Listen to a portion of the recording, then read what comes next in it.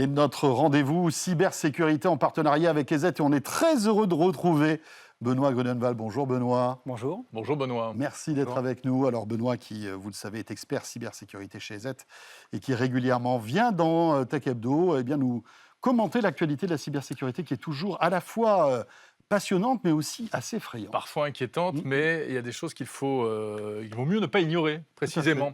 Et notamment le doxing. Alors je l'ai dit, le doxing, en gros, c'est le fait que des informations qui nous sont personnelles sont révélées publiquement. Pourquoi ce mot, tout d'abord, Benoît? Ça vient d'où? Alors c'est un mot qui est une contraction de dropping et de dox. Et donc ça nous fait doxing, c'est le fait de rechercher et de partager des documents confidentiels, privés, sur des personnes ou des sociétés. Donc ça veut dire qu'il y a eu donc une faille qui nous a permis d'accéder à des documents, on va dire, personnels. Et c'est ça le doxing, c'est le fait que moi je les consulte alors qu'ils ne sont pas à moi. Ça, c'est la deuxième particularité du doxing. C'est ce que l'on voit sur les entreprises, notamment avec les rançongiciels, où les cybercriminels rentrent dans l'entreprise. Mais sur Internet, on peut trouver énormément d'informations sans avoir à être un pirate, simplement en étant malin et en faisant ce que l'on appelle de l'OSINT, c'est-à-dire de la recherche sur source ouverte. Doxing, il y a eu des affaires qui même se sont retrouvées en justice de personnes qui avaient été doxées, comme on dit, c'est-à-dire qu'on révèle toute leur vie privée sur les réseaux sociaux. Mais pourquoi? Qui fait ça? Et comment font-ils?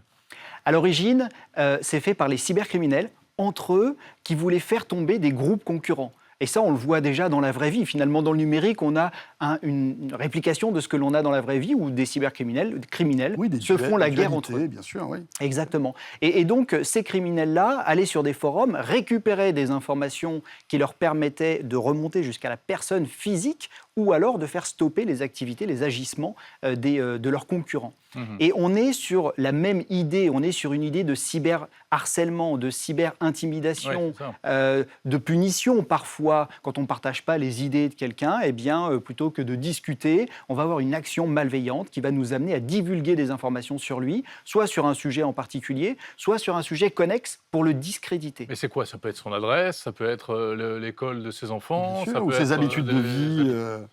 Complètement. Donc des habitudes de vie, on va récupérer sur, par exemple, des réseaux sociaux, des informations qui seraient peut-être sur un groupe privé auquel on aurait eu accès, pas forcément légitimement. On va récupérer des informations dans les brouillons. On dit souvent qu'il faut protéger l'accès à ces comptes. Imaginez, vous avez été en vacances et vous avez sur votre compte Insta ou Facebook réalisé des vidéos. Vous les gardez dans les brouillons parce que vous ne savez pas trop si vous voulez les diffuser ou pas. Elles sont un peu personnelles. Dans les brouillons, elles sont privées. Sauf que si vous protégez mal votre compte, le doxeur qui est fortement motivé peut réussir avec de l'hameçonnage ou avec d'autres techniques à rentrer dans le compte et à récupérer ces informations. Oui, parce que c'est vrai qu'à partir du moment où on a l'accès à un compte, on retrouve le brouillon de ce compte. On peut retrouver malheureusement beaucoup d'informations sur la personne. C'est de l'espionnage amateur, quoi. Amateur ou professionnel, parce qu'on voit que les entreprises victimes de rançongiciels, certains établissements de santé d'ailleurs récemment en ont fait les frais, les cybercriminels rentrent dans le système d'information, récupèrent des informations, et ils ont tous les droits généralement, et à partir de là, ils chiffrent les données pour mettre à mal l'entreprise ou le centre hospitalier en l'occurrence, et ensuite leur dire j'ai des informations sur vous, si vous ne voulez pas que je les diffuse, payez la rançon. Alors, on comprend bien qu'il y a l'aspect piratage. On récupère des informations, on les divulgue publiquement ou on menace de le faire. Est-ce que c'est légal, ça? Non, c'est complètement illégal. Cela peut être de la diffamation, ça peut être de l'atteinte à la vie privée, ça peut être de l'atteinte au secret professionnel. Et la France est allée plus loin en créant, fin juin 2021, un texte qui dit que si vous diffusez des informations personnelles, et même si celles-ci ne sont pas utilisées jusqu'à des violences ou utilisées dans les faits, vous pouvez être puni pour cette divulgation. Cela fait suite notamment à des cas, on l'a vu, de divulgation d'informations sur des mineurs ou sur des jeunes qui auraient pu s'exprimer sur les réseaux sociaux et qui ont amené une vague de haine, de cyberharcèlement à leur encontre. Question toute bête, si on est victime de doxing, parce qu'on peut avoir plusieurs niveaux, on peut avoir aussi parfois de l'espionnage sur les réseaux sociaux, etc. Qu'est-ce qu'on doit faire en fait, Benoît? On doit aller voir la police. Comment peut-on réagir? Effectivement, jusqu'à un certain niveau qui peut être léger, on va bloquer les utilisateurs, on va faire part au réseau social, si c'est sur un réseau social, que cet utilisateur mène une campagne de cyberharcèlement. Donc on peut le dire à Twitter, à Instagram, Facebook, etc. Complètement. Et d'ailleurs, l'Union européenne, dans son RGPD, le règlement sur la protection des données personnelles, a même inscrit dans l'article 17 une possibilité de droit à l'oubli. On le voit souvent, on se dit sur Internet, rien ne s'efface. C'est un petit peu vrai, mais on a quand même le droit à l'oubli. On peut aller effacer des informations qui nous concernent.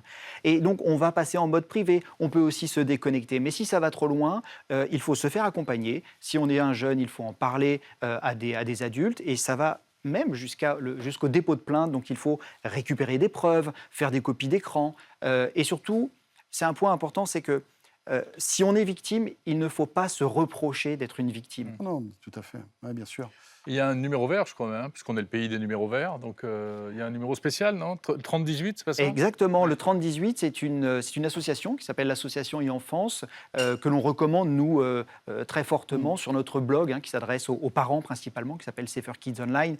Et en fait, cette association met à la disposition de ceux qui sont victimes notamment de cyberharcèlement des écoutants formés et capables même d'accompagner jusqu'au dépôt de plainte.